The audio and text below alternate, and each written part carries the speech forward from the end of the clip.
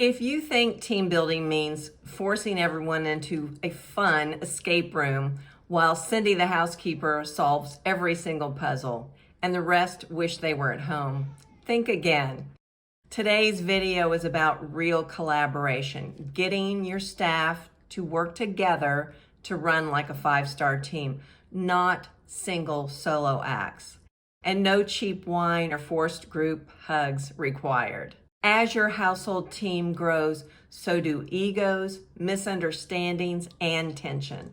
Without a team building plan, you're going to start to notice these things. Finger pointing and blaming somebody else. Unequaled workloads, like Cindy the housekeeper is working 60 hours a week and the handyman goes home at 5 o'clock. Attitudes like, that's not my job. Or when real emergencies happen or unscheduled events, chaos takes over. Stick with me and I'll walk you through the practical steps to build a collaborative team plan you can rely on, whether it's daily operations or last-minute crises. If you're new here, welcome to Dear Billionaire. This is a place for homeowners and house managers interested in running their household with efficiency, discretion, and ease, just like a five-star hotel. I'm Kelly Ford Dixon, and I share strategies to help you achieve billionaire-level success in managing your household, your domestic team, and your busy life. If that sounds like what you need, hit the subscribe button, turn on notifications, and I'll keep coming up with stuff to talk about. So this week, we're talking about siloed staff who operate in isolation. So think of a housekeeper who never speaks with the nannies, or a personal assistant who is unaware of the estate manager's priorities. They may be competent individuals, but without shared training or communication, the household fragments. And this leads to duplicated efforts, scheduling chaos, interpersonal tension, and total breakdowns during unexpected events. In private service, the ultimate goal always is low drama and highly personalized service. Long-term success, supportive morale, and adaptability of a household often depends on breaking down those silos and promoting teamwork. A truly collaborative team runs like a world-class orchestra. Each staff member knows their part, but they also understand the whole symphony. They anticipate each other's needs, they communicate proactively, and they work towards one shared goal, which is service excellence to your family. So in this episode, we're focusing on the crucial aspects of building a world-class service team, moving your staff from siloed staff to a world-class team. Let me give you a real-world example that may sound familiar and may be a little terrifying. So the family is headed out for a 6-week-long luxury trip, and their staff is helping the family prepare for the trip. There's a house manager, a personal assistant, a housekeeper, a private chef, and 2 nannies. Each staff member holds critical information. So the housekeeper knows which child has eczema, and she also knows the fragrance-free products that need to be packed. The nannies are familiar with each child's food allergies, favorite comfort toys, and their iPad passwords. The chef is preparing specialty foods for the mom so that she can eat on her dietary restrictions during their 13-hour flight. The personal assistant coordinates all the international logistics and understands which items must be packed by destination for special excursions like snorkeling and horseback riding and a formal gala. And the house manager is busy organizing and ordering luggage, backpacks, fanny packs, and she's creating packing lists while coordinating the shipping of formal wear and personal products to the family's hotel before their arrival. Here's the problem. Staff aren't working together. Emotions are high and everyone's really exhausted. Each person is head down focused on their job, working in a silo. No one cross-checks with the other staff, and the essential details are assumed and some are missed. So imagine this. The family arrives at the hotel and the snorkel gear is missing. Was that on the nanny's checklist or the personal assistance list? The kids eat all the gluten-free snacks on the way to the airport. One of the children's passports has expired, causing major havoc for the staff to rush to the airport before the flight with an updated passport. And by the end of the trip, one very overly exhausted child has a meltdown because no one's packed their favorite toy. Suddenly, their luxury vacation makes them think that staying at home might have been easier. What should have been a dream trip becomes a logistical nightmare, and staff morale suffers because of this. And the staff wasn't lazy. They're doing their best, but they're siloed. So most principals don't even understand what this means or the impact that will have on their service. Everyone's doing their job and they've hired excellent people on their staff. So what's the problem?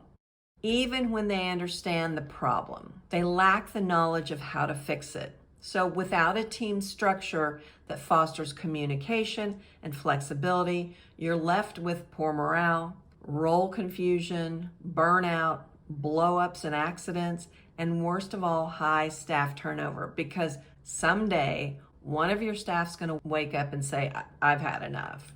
Most house managers struggle to create an effective team building program because they lack the time to plan for it, to meet with their staff, to train their staff, because they are in constant go mode. It may seem as though everyone on the staff has failed, leading homeowners to question whether they've hired the right staff, or worse, to recall the benefits of having staff at all. Minor issues escalate into major service failures without a cross-training or a collaborative system, and homeowners begin to wonder, would this be easier without staff at all? Homeowners and house managers are often unaware that they have a problem until they witness someone's total meltdown, and it might be theirs or their staff's. Once aware, they often don't know how to address the issue, and when the storm passes, they want to just get operations back to normal, so why rock the boat? And then this perpetuates. Your house manager needs to implement a team building plan to transition from siloed staff to collaborative team building. So here are some suggestions of how I get started and do this in my clients' houses.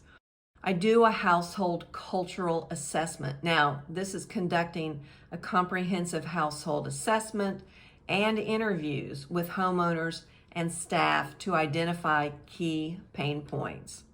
Create a mission statement about service. Develop 1 to 3 sentence statement that clearly explains the purpose of having staff and the desired service. Invest in coaching. Don't put this all on your house manager. They have day-to-day responsibilities that must be met, and this will always get put on the back burner. And it's an important component to your happiness with your household staff. Professional coaching and team building workshops for private service teams can provide a strategic action plan to address the most significant challenges. Implement a cross-training program. So I talked about that in a previous episode, but schedule cross-training opportunities for essential housekeeping tasks. Also schedule regular check-ins. I love meeting weekly with my staff, either one-on-one or as a group.